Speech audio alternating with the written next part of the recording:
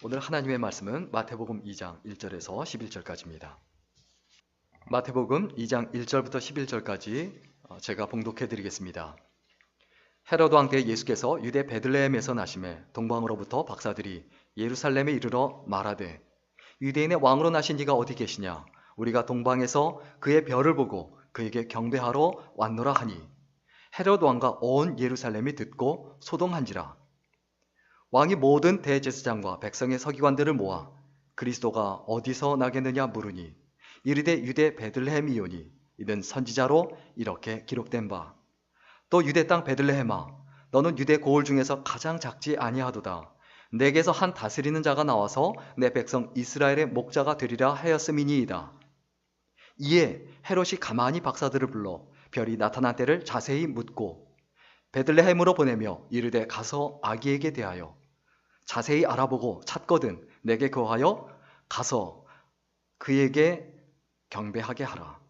박사들이 왕의 말을 듣고 갈새 동방에서 보던 그 별이 문득 앞서 인도하여 가다가 아기 있는 곳 위에 머물러 서 있는지라.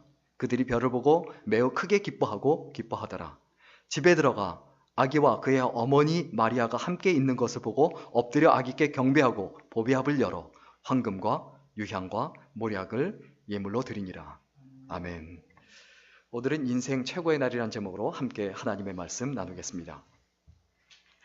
1978년에 노벨 평화상 수상자로 지미 카터 미국 대통령이 내정되어 있었습니다. 지미 카터 대통령이 그 당시에 중동 문제가 심각했는데 그것을 해결한 그 공적을 인정받아서 노벨 평화상 수상자로 내정이 되어 있었는데 갑자기 수상자가 테레사 수녀님으로 변경이 됐습니다. 왜냐하면 로마 교황 그 당시 요한 바오로 1세가 취임한 지 겨우 33일 만에 서거합니다. 모든 사람들이 너무 놀랬죠. 한 달 조금 넘어서 교황이 취임하자마자 세상을 떠나니 얼마나 놀랬겠습니까? 그런데 장례식을 거행하면서 이 로마 교황 그 요한 바오로 1세의 그 일기 중에 한 부분이 세상에 공표가 됩니다. 그 내용이 뭐냐면 부자들이여 가난한 자들을 기억해 주십시오. 직장인들이여 무직자들을 기억해 주십시오. 건강한 자들이여 병든 자를 기억해 주십시오. 남을 위해서 슬퍼하는 사람은 복이 있습니다. 이 일기가 공개되자 세상이 난리가 난 거예요. 우리가 지금 뭔가 잘못 생각하고 있다. 진짜 우리에게 중요한 것은 막 시끄럽고 복잡한 큰 것보다는 오히려 내 주변에 있는 작은 이들, 아픈 이들, 힘든 이들, 이것이 더 중요한데 이것을 놓쳤다. 이런 어떤 각성과 깨달음이 나타났어요. 그래서 노벨 수상 선정위원회에서 심각하게 고민을 하고 결국 테레사 수녀님을 노벨 평화상 1978년 수상자로 선정을 합니다. 그런데 노벨 평화상 수상자로 테레사 수녀님을 선정하게 된 또 다른 이유가 있어요. 테레사 수녀님의 일기예요. 아주 짧은 부분입니다. 그 내용이 뭐냐 하면 가장 큰 질병은 결핵이나 문둥병이 아닙니다. 아무도 돌아보지 않고 아무도 위로하지 않고 아무도 사랑하지 않고 아무도 필요로 하지 않는 것, 이것이 가장 무서운 질병입니다. 이 세상에는 빵이 없어서 죽어가는 사람도 많지만 작은 사랑이 없어서 죽어가는 사람이 더 많습니다. 이 부분, 빵이 없어서 죽어가는 사람도 많지만 작은 사랑이 없어서 죽어가는 사람이 더 많습니다. 지난 주간 참 마음이 많이 아팠어요. 힘들었어요. 그 유명한 그 아이돌 그룹 샤이니의 멤버인 종현이란 친구가 자살을 했죠. 그 작은 사랑 때문 아닐까요? 또 충북 제천의 화재로 인해서 29명이 황망하게 세상을 떠났습니다. 그 작은 사랑과 작은 관심이 없어서 아닐까요, 혹시? 그리고 화려한 인생을 보냈던 그 장희은 씨가 또 어떤 일이 있습니까?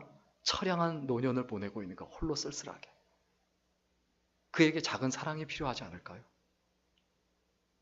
그리고 또 계속 페이스북이든 또 계속해서 올라오는 거, KBS 스페셜 교회 오빠라는 거, 그걸 보니까 참 전에 그 암이란 거, 그 앞에 거, 그 부분도 봤는데 참 그 어려운 가운데 부부가 다 암에 걸리고, 그것도 말기암이고 4기가 넘어가는, 그리고 어머니가 그것을 견디지 못하고 자살을 하고, 그 가운데서 또 암이 또 재발을 하고, 그 암이 재발을 해도 그냥 퍼지는 게 아니고 이것은 끝이다, 온몸에 번지는 이 정도 암이거든요.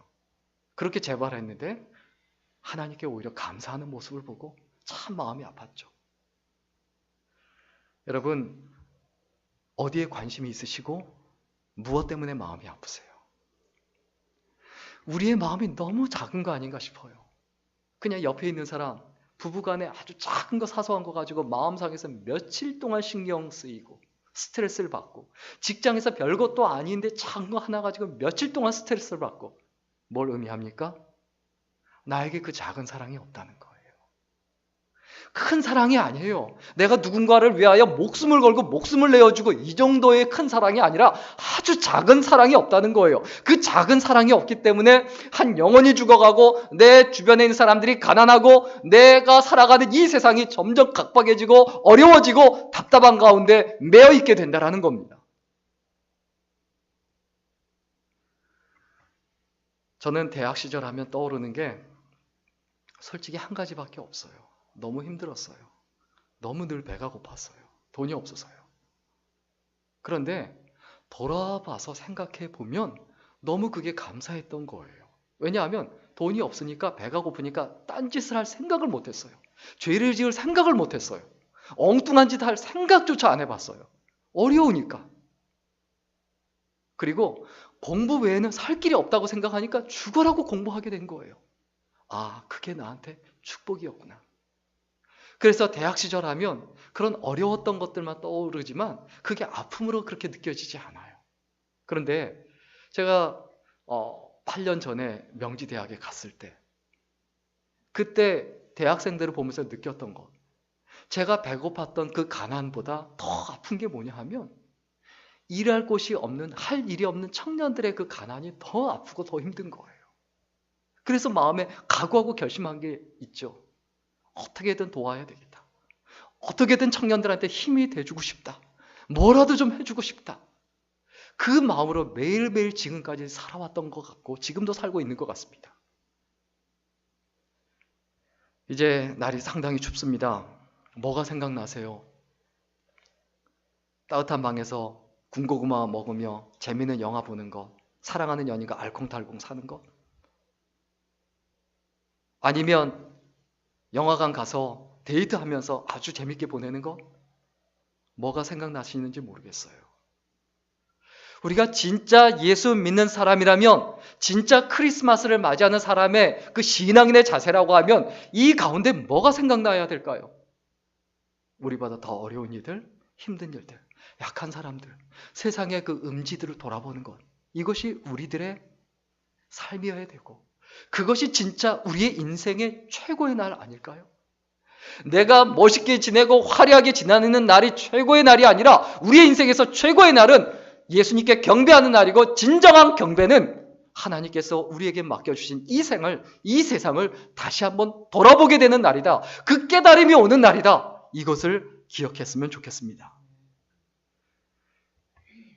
여러분, 부모라면 자식 생각을 해야 되고, 자식이라면 부모님 생각을 해야 합니다. 선생님이라면 제자 생각을 해야 하고, 제자라면 선생님 생각을 해야 합니다. 크리스천이라면 예수님 생각을 해야 되고, 예수님이 우리들을 생각하시고 약한 사람들, 어려운 사람들을 생각하듯 크리스천이라고 하면 그 어려운 사람들을 생각할 줄 알아야 되죠. 눈이 내린다고 겨울이 오는 것이 아니죠. 겨울이 왔기 때문에 눈이 내리는 거예요. 마찬가지입니다. 좋은 글을 쓰고 싶다고 좋은 글을 쓸 수 있는 것은 아닙니다. 그냥 내가 좋은 마음을 품고 그 좋은 마음 따라 살면 저절로 좋은 글이 나오게 되는 거죠. 교회도 마찬가지입니다. 좋은 교회 다니기 때문에, 좋은 교회이기 때문에 내가 좋은 크리스천이 되는 게 아니죠. 내가 좋은 크리스천이기 때문에 그 교회가 좋은 교회가 되는 거죠. 좋은 사람은 좋은 마음을 갖고 있고 따뜻한 마음을 갖고 있어야 합니다. 연탄 한 장이라는 그 안도현 씨의 그 시를 좀 같이 생각해 봤으면 좋겠습니다. 삶이란 나 아닌 다른 이에게 기꺼이 연탄 한 장 되는 것. 방구들 싸늘해지는 가을녘에서 이듬해 봄눈 녹을 때까지 해야 할 일이 그 무엇인가를 분명히 알고 있다는 듯이 제 몸에 불이 옮겨 붙었다 하면 하염없이 뜨거워지는 것. 온몸으로 사랑하고 나면 한 덩이 재로 쓸쓸히 남는 게 두려워. 나는 그 누구에게 연탄 한 장도 되려하지 못했나 보다. 하지만 삶이란 나를 산산이 으깨는 일, 눈 내려 세상이 미끄러운 아침에 나 아닌 다른 이가 마음 놓고 걸어갈 그 길을 나는 만들고 싶다. 뭘 원하세요? 연탄 한 장 봐도 못한 인생 아닌가? 추운 겨울날 누군가에게 따뜻함이 되고, 그리고 내 몸이 다 태워지거든. 내 몸을 산산이 부숴서 누군가 마음 놓고 걸어갈 수 있는 그 길을 만들어주는 것. 그게 예수 믿는 사람들의 소원이어야 되지 않습니까? 그 길이 예수님께서 가신 길이든 예수쟁이라고 하면, 예수 믿는 사람이라고 하면 나도 그 길을 가야 되겠다라는 각오와 결심이 있어야 되는데, 오늘날 교회 안에 있는 것이 무엇입니까? 내 주변에 있는 모든 사람들이 연탄재가 돼야 된다. 나 빼고. 나를 위해서 그 길을 만들어 놔야 된다. 예수님도 나를 위하여 그 길을 만들어 놔야 된다. 내가 영광의 길을 가야 된다. 화려한 길을 가야 된다. 그리고 그것을 유지해야 된다. 이렇게 몸부림치는 것이 교회의 모습이고 크리스천의 모습이라고 하면 소금으로서 맛을 잃은 거죠. 빛으로서 그 빛을 잃은 거죠. 연탄의 미학을 시인이 노래하듯 연탄은 지난 세월 우리 삶과 아주 친숙해져 있습니다. 또 이철환 씨가 연탄에 대해서 이렇게 표현했죠. 나를 전부라도 태워 님의 시린 손 녹여줄 따스한 사랑이 되고 싶었습니다. 그리움으로 충혈된 눈 파랗게 비비며 님의 추운 겨울을 지켜드리고 싶었습니다. 그리고 한방눈 펑펑 내리는 날 님께서 걸어가실 가파른 길 위에 누워 눈보다 더 하얀 사랑이 되고 싶었습니다. 눈보다 더 하얀 사랑이 되고 싶었습니다. 뭐가 되고 싶습니까? 어떤 게 되고 싶습니까? 정말 우리의 마음속에, 우리의 가슴 속에 원하는 것이 무엇인가, 뜻하는 것이 무엇인가, 이것을 다시 한번 기억하고 반드시 생각해 보는 날, 그 날이 최고의 날이고, 최고의 날로 그 날을 만들면 그 최고의 날이 최고의 인생을 만들어 주죠. 매년 찾아오는 크리스마스는 이런 고민으로 가득 찼으면 좋겠습니다. 다시 한번 우리들의 삶을 되돌아보고 내가 무엇을 위해서 사는가, 내가 무엇을 위해서 죽어가고 있는가를 다시 한번 또 고민하고 또 고민을 해야 합니다. 특별히 오늘 본문에서 1절부터 6절까지 보면 어떤 이야기가 나옵니까? 동방박사 3사람이, 점성술사 3사람이 예수께 경배하러 옵니다. 그들은 크리스천이 아닙니다. 그들은 하나님을 믿는 사람들이 아닙니다. 그런데 그들이 자신들의 그 확신을 갖고 있는 게 있었어요. 유대를 구원할 유대인의 왕이 태어난다. 그것을 별을 보고 확신을 가졌고 그리고 경배하러 찾아옵니다.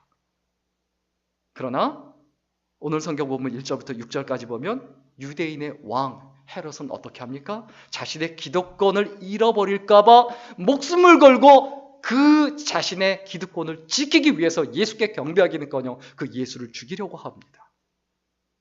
그리고 나중에 보면 2살 이하의 남자아이들을 모조리 죽입니다. 그게 혹시 우리들의 모습 아닐까요? 대제사장과 서기관들은 어떻습니까? 분명히 그들이 알고 있는 게 있었어요. 미가서 5장 2절에 있는 말씀 가지고 6절에 이야기합니다. 헤롯 왕이 물어봅니다. 동방박사들이 하는 말이 사실이냐라고 물어봤을 때 그들이 하는 말이 6절에 또 유대 땅 베들레헴아 너는 유대 고을 중에서 가장 작지 아니하도다. 내게서 한 다스리는 자가 나와서 내 백성 이스라엘의 목자가 되리라 하였음이니이다. 베들레헴 땅에서 한 목자가 나온다라는 거 분명히 성경에 예언이 되어 있거든요. 알고 있었어요. 기다리지도 않고 기대하지도 않고 준비하지도 않는 그 종교 지도자들이 그 당시 하나님의 백성들을 망쳐놓은 거 아닐까요? 당연히 다른 하나님의 백성들은 관심이 없죠. 오늘 본문 2절에 보면 그에게 경배하러 왔다라고 표현하는데 이 경배라는 단어가 뭡니까? 이것은 철저히 종교적인 용어예요.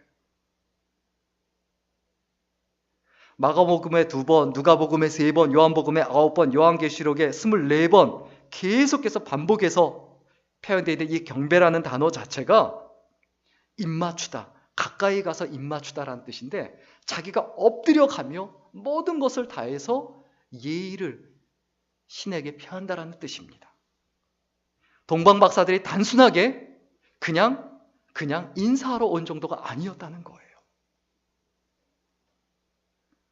여러분, 우리의 삶에서 분명히 기억하고 생각해야 합니다. 성탄절은 어떤 날이어야 합니까? 예수께 경배하고 예수께 포커스를 맞추는 날이어야 합니다. 재미와 즐거움이 아니라, 편안함이 아니라, 내 기쁨이 아니라 기뻐하는 날이 돼야 돼요. 예수님을 바라보며 기뻐하는 날이 돼야 된다는 거예요. 우리의 인생과 삶에서 어떤 것이 가장 중요하고 그리고 가장 소중한가? 메시아이신 유대인의 왕을 환영하고 기뻐했던 이 사람들, 이 동방박사 3사람을 통해서 우리가 기억해야 되는 건 뭡니까? 우리에게 하나의 경종을 울리는 거예요. 너희들이 하나님을 찬양하지 아니하면, 너희가 예수께 경배하지 아니하면 내가 이방인을 통해서라도 예배를 받고 경배를 받는다라는 하나님의 경고예요. 크리스마스가 점점 없어지고 있습니다. 이 크리스마스에 내가 하나님을 찬양하지 않으면 세상을 통해서라도 경배를 받는다. 점점 KBS나 일반 방송에서 기독교적인 다큐멘터리나 영화 같은 것들이 점점 많이 나와요. 교회에서는 없어지고 사라지고 있는데 점점 세상에서 나오고 있어요. 경종이죠. 동방박사들이 나타난다는 거예요. 이것을 보며 깨달아야 합니다. 여러분, 또한 오늘 본문 7절부터 11절까지 보면 우리가 무엇을 기억해야 합니까? 여기서 기억해야 되는 것, 그 경배를 구체화하고 행동으로 실천하는 날이어야 해요. 성탄절은 예수께 경배하는 날이고 말로만 경배하는 게 아니라 행동으로, 삶으로, 드림으로, 헌신으로 실천하는 날이 되어야 합니다. 여러분, 오늘 본문에서 동방박사들이 어떻게 합니까? 황금과 유향과 모략을 가져옵니다. 고대 풍습에서는 왕을 아련할 때는 예물을 가지고 옵니다. 그 전형적인 3가지 예물을 다 가지고 왔습니다. 그냥 3가지 예물을 가지고 온 게 아니에요. 3사람인지 몇 사람인지 언급이 되지 않아요. 동방박사 3사람이라고 표현하는 건 예물이 3개니까 3사람이다 말하는 거지 실제 3사람인지 몇 사람인지는 몰라요. 그러나 예물이 3개인 것만은 틀림이 없어요. 황금하면 제일 먼저 떠오르는 게 뭡니까? 왕을 만날 때 반드시 준비하는 것, 황금이죠. 그리고 유향하면 제일 먼저 떠오르는 것, 제사장이죠. 그 아라비아 지방의 관목에서 채취한 향기로운 성진으로 제사 드릴 때 뿌리는 것이죠. 그리고 모략하면 제일 먼저 떠오르는 게 장례식이죠. 시체를 염할 때 사용하는 것. 그리고 선지자를 세울 때 이 모략을 머리에다 붓고, 그리고 또 왕을 세울 때, 제사장을 세울 때 이 모략을 붓습니다. 황금과 유향과 모략을 가져왔다. 그것 가지고 경배했다는 것 자체가 무엇을 의미합니까? 예수님을 무엇으로? 메시아로, 구주로, 구원하실 분으로 인정했다는 거예요. 고백은 말로만 되는 것이 아닙니다. 실제 드림과 헌신이 있어야 합니다. 진정한 경배는 뭡니까? 야고보서 1장 27절에 있는 말씀, 하나님 아버지 앞에서 정결하고 더러움이 없는 경건은 곧 거와 과부를 그 환난 중에 돌보고 또 자기를 지켜 새 속에 물들지 아니하는 그것이니라. 여러분, 오늘 말씀 정리하고 마치겠습니다. 우리에게 최고의 날은 언제입니까? 내 인생에서 진짜 최고의 날은 언제입니까? 내가 내 목표를 이루고 내 뜻을 이루는 날입니까? 아니면 하나님께 경배하는 날입니까? 우리의 마음속에 크리스천이라면 분명히 기억해야 합니다. 하나님께 경배하고 또 예수님께서 가신 길을 나도 가야 되겠다고 결심하는 날, 그리고 그것을 실천하는 날이 우리 인생의 최고의 날이 되어야 되지 않을까요? 우리의 인생은 분명히 기억해야 합니다. 소유가 목표가 되면 안 돼요. 진정한 소유는 다 내어주는 것으로 완성이 됩니다. 흑인 목사로서 흑인의 인권을 위해서 일생 동안 싸웠던 마틴 루터 킹 그 목사님이 암살당하기 바로 2달 전에 설교를 하면서 이런 내용의 이야기를 했습니다. 저는 가끔 저의 죽음에 대해서 생각합니다. 그리고 저의 장례식을 그려봅니다. 만약에 여러분 중에 누가 혹시 저의 장례식에 계시다면 부디 길게 하지 말아 주십시오. 또 저의 장례식 조사도 짧게 해달라고 말씀해 주십시오. 그리고 조사를 하는 사람에게 제가 노벨 평화상을 탄 사람이라는 것을 말하지 말라고 부탁해 주십시오. 또 내가 그 외에도 300개가량의 표창과 상을 받았다는 것을 말하지 않게 해 주십시오. 그것은 중요한 것이 아니기 때문입니다. 다만 다른 사람들을 섬기는 일에 삶을 바치려고 노력했다고 말해준다면 감사하겠으며, 사람들을 사랑하려고 노력했고 굶주린 사람을 먹이려고 했으며 헐벗은 사람에게 옷을 입혀주려고 애썼으며 감옥에 있는 사람들을 방문하려고 노력했고 인류를 사랑하여 봉사하려고 힘썼던 사람이라고 말해주시면 감사하겠습니다. 그리고 마지막으로 이런 말을 남겼습니다. 저는 남기고 갈 재물도 없습니다. 또 인생에서는 화려하고 사치스러운 것들을 남기고 갈 것도 없습니다. 다만 헌신된 생애를 남기기를 원합니다. 우리의 인생에, 나의 인생에, 우리 교회에 속한 모든 교우들, 성도님들의 인생에, 모든 크리스천의 인생에 최고의 날이 어떤 날입니까? 내 인생과 내 일생과 내 삶을 하나님께 다 드리겠다. 예수님께 다 드리겠다. 예수님을 구주로 인정하고 그분께 다 드리겠다. 각오하고 결심한 날이 최고의 날이 아닐까요? 그리고 그 최고의 날을 다시금 떠올리는 날이 성탄절이죠. 여러분, 예수님을 향한 그 경배가 내 삶을 모두 다 하나님께 드리겠다고 일깨우는, 그 각오와 결심을 일깨우는 날이 될 수 있기를 주의 이름으로 간절히 축원합니다. 기도하겠습니다.